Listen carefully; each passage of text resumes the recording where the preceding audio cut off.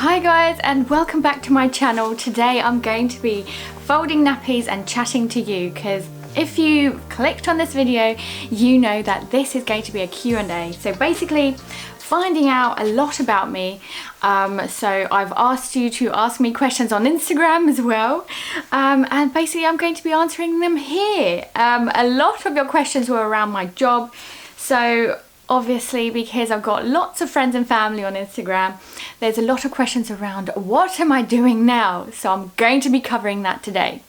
Something that I was going to point out is, firstly, yes, I'm going to be folding reusable nappies. If you don't know already, I'm a big fan of cloth nappies and I do series every Monday. I've got a new video out around like brands and things, so do check it out if you are interested in that. Secondly, I've actually split this video into 3 sections. I know that your time is precious and you probably just want the answer to the question that you asked me, so I will put down into the description around when each section is. So section 1 is around Aiden and milestones. So is there anything that worries me about my baby boy growing up, or what would we have called him if he was a girl, for example. Section 2 will be around work. So I know this one was very popular, where I'm going to be working, how it's going to work with Aiden, and I'm so excited to be sharing this with you. And then section 3 will be all around highlights of like 2020 and whether we're going to have a second child or not, and what we're thinking currently about our future. Cool, so I'm just going to get cracking with my chores and chat to you at the same time. Okay, first question. What would you have called Aiden if he was a girl? So I like this one. We've had a few names for girls. So throughout my pregnancy, I constantly told friends and family the fact that we have one name for boy, which was always Aidan. And we basically couldn't decide between a girl's name because we've had quite a few. So what would it have been? It would have been Amelia. We really like Amelia. Another one was Florence. Well, we're big fans of Florence and the Machine, so we thought that was quite nice and like a nod to it because we've seen her live, we love her music, she always reminds us of like summer and of like happy memories. And basically we also like the fact that Florence is shortened to Flo, and it always reminded us of Nemo because we're big fans of Finding Nemo, so that would have been really funny as well. So Florence Ghost sounds really nice. She would have been like the hippiest hippie in the world. The other name I really liked, but I couldn't quite persuade Chris to like it too, was actually Lucy. So throughout growing up, so in secondary school, I would always call myself Lucy because it was like, I don't know, a given nickname, I guess. But like if I was to write stories, she was always Lucy. I don't know, I always liked that name and I always warmed to that because I always thought it was a really lovely one. As I said, Chris wasn't too sure, so it was always like maybe in the running. Next question is, did we want a girl or boy? This one's a good one because, and an easy one to answer, we don't care. We very much like both. What's funny though is the fact that I always thought it'll be girls because I grew up with girls in the sense that like there's 4 girls in the family. So I've got one sister and I've got 2 half sisters. And yes, I've got a half brother as well who's the youngest, but I actually never lived with him. I didn't like look after him or anything like that. So for me, girls was always something that I was used to. The other thing is that my eldest sister also has 2 girls. So that means I've got 2 nieces, and I'm just so used to actually just looking after girls, as I said. So I sort of assumed there would be just another girl in the family, but it's nice that it was something different. At the same time, I absolutely love having a baby boy. Okay, so the next one is more around Aiden's development. So is there anything that worries you about Aiden's development? So how he's growing up. And I actually got an email through from the midwives, just checking up on like his yearly progress, just making sure that he's okay. I think usually they would come to your house, but because of lockdown, I believe that they haven't, and they just sent me an email with all of these milestones to check. Basically, like, does he pick up a ball? Does he do role play? Does he show interest in walking? Which is like a big yes. I think there were only a couple of questionable things, like I didn't actually look at him to test him for that, if that makes sense. So once I did test him for it, then he was absolutely fine.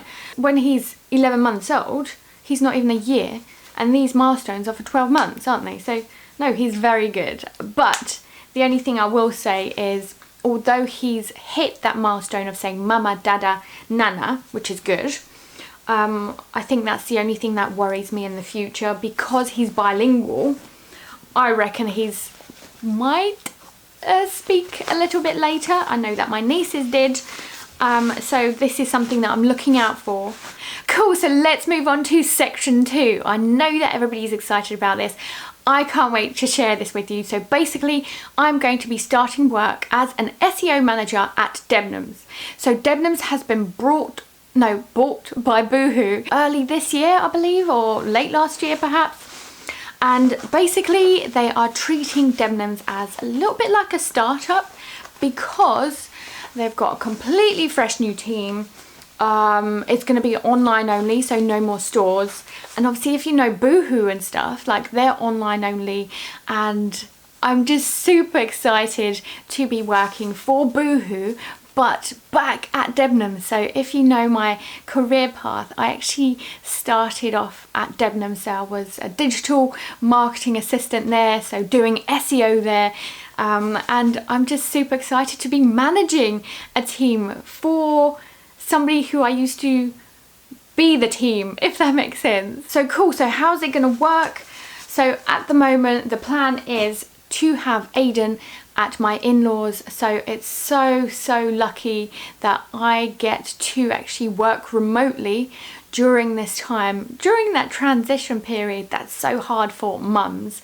So because I've been on maternity leave for a whole year, it's just crazy to think that I will no longer be spending my full time with my baby boy. You know what I mean? Like, if you're a mum, of course you know what I mean. But essentially, I know that it's going to be a shock to the system, both for me, both for Aiden. But because he's with the in-laws and they have been looking after him every Wednesday, because I've been doing freelancing bits, at least every Wednesday. Also been doing tons of interviews and things like that. So it's nice that he's already used to them. So I tend to work in their shed office, or something that we call shoffice. So I tend to have like my own space, which is great. But at the same time, when I have lunch or I go for a pee break, I tend to have a little cuddle with Aidan, which is really super lovely. So the idea is actually for him to start nursery anyway. So about a month's time, I'm already inquiring into some nurseries, because I think it's just so important, because he has not been socialized. It's been locked down for a whole year. So it means that he hasn't had the chance to be with other kids. He's never been ill. So touch wood, that's a good thing, right? But at the same time, he actually needs to develop the immune system. So how's YouTube going to work? Don't worry, I'm not giving up YouTube. I'm still going to be doing it. In fact, I'm used to be doing work on top of work. So from my freelancing bits to blogging, for example. So I've been blogging since, I think it's like 2014, which is mental to think about. But as I've actually not done blogging so much, I've sort of done YouTube instead, you know. So in this case, I will probably give up any freelancing work, because I think that'll just be too much, and end up doing YouTube videos. So how I used to do blogging is do as much as I can on the weekend and basically edit and post during the evenings. How I do it now. So when I put Aiden to bed, what I do is just go straight into the home office and end up editing this video for you guys. The only thing that I will say is I'll probably cut down the 3 videos, because I think that's a bit too much to do with a full-time job. So I'll end up doing 1 or 2 videos per week. So you'll still be seeing this face. So I had a question from you around how you get into SEO. So let me give you a little bit of background. So yes, I said I'm SEO manager, and what that stands for is search engine optimization. That is within the digital marketing bracket, so like the industry. I've been in the industry for over 10 years now, so I'm sure it's no surprise to you that I actually have my own podcast for this. If you wanted to learn more, which was one of the questions, like how do I learn more about SEO so that I can get into SEO, get a job within SEO. So I would recommend starting by teaching yourself things like this. So obviously you can do courses as well, but my podcast is free. You can listen to it on iTunes or like anything that actually plays podcasts. And basically it's called SEO with Mrs. Ghost, and you can learn the basics. So what does search engine optimization mean? How to do keyword research, content strategy, for example. There's also links, and there's so much involved. So there's plenty of things that you can be learning just from a free source like mine. So what you can do to find my podcast, not only can you search for it, so SEO with Mrs. Ghost, and I'll add it into the screen right now. But you can also go into the description box, go onto my website, which is aghost.co.uk, and have a look at my podcast there. So let's move on to section 3. I want to talk about like the past, and then let's talk about the future. So the past is like the highlights. One of you asked me about the highlights of 2020, and you know who you are.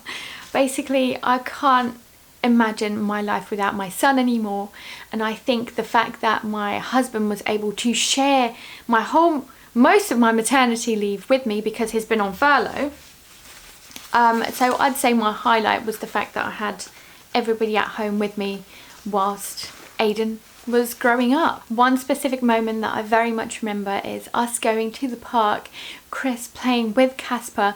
So I think we found a football, or whether we brought it with us, I'm not quite sure. I think we found it. And basically Aiden and I were standing to the side, and I was just filming Chris and Casper playing together. And it was just such a nice sunny day. It was wonderful, and I felt at peace. Oh yes, so the other question that I had was around, do we want a baby number 2? So this one's quite a tough one to answer, in the sense that I'm not ready for number 2 because Aiden doesn't sleep very well. Still, he's never slept through the night. I'm still breastfeeding.